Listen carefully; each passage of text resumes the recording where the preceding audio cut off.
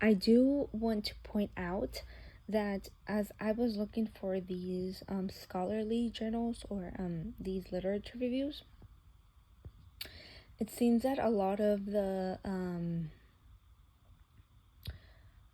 main issues that was popping up was mental illness.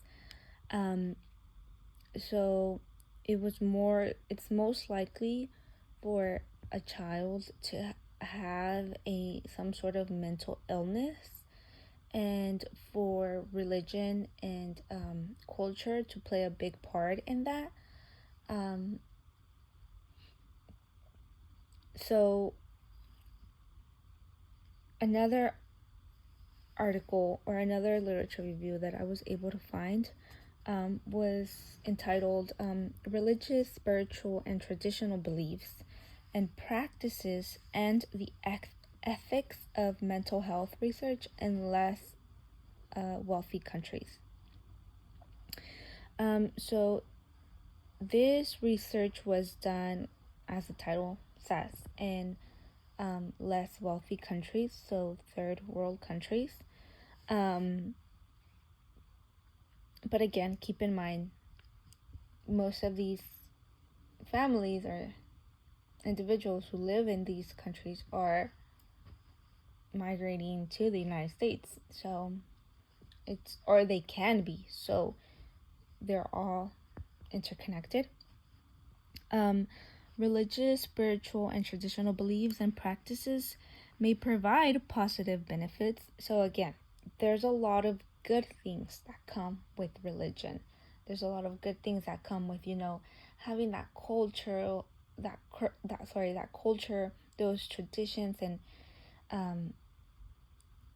being able to identify with your people, being welcomed or feeling welcomed.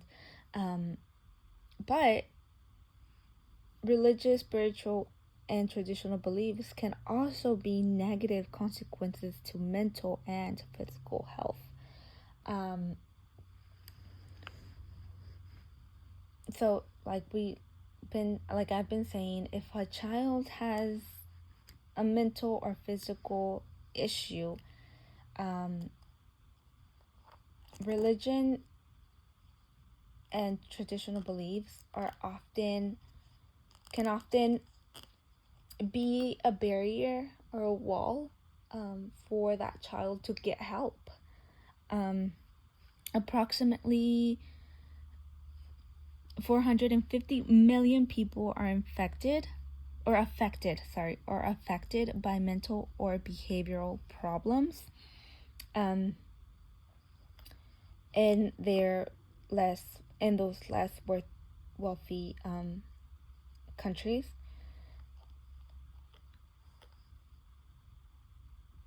Individuals that identify with a particular faith or belief tradition which is being persecuted for political gains may feel unable to freely express their will to participate in a study concerning cultural beliefs and practices.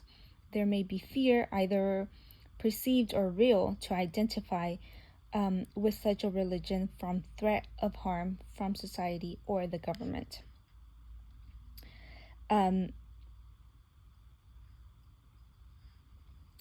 So yeah, I thought this article goes into into depth on how mental illness is a global issue,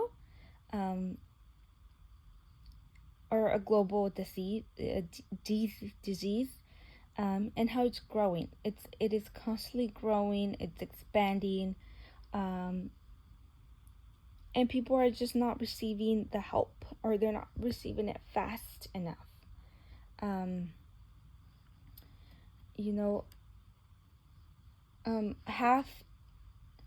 Only half in healthy countries, and more than 3/4 in less wealthy countries receive no treatment at all due to the scarcity, inequality of access, and inefficiency and resource for mental health.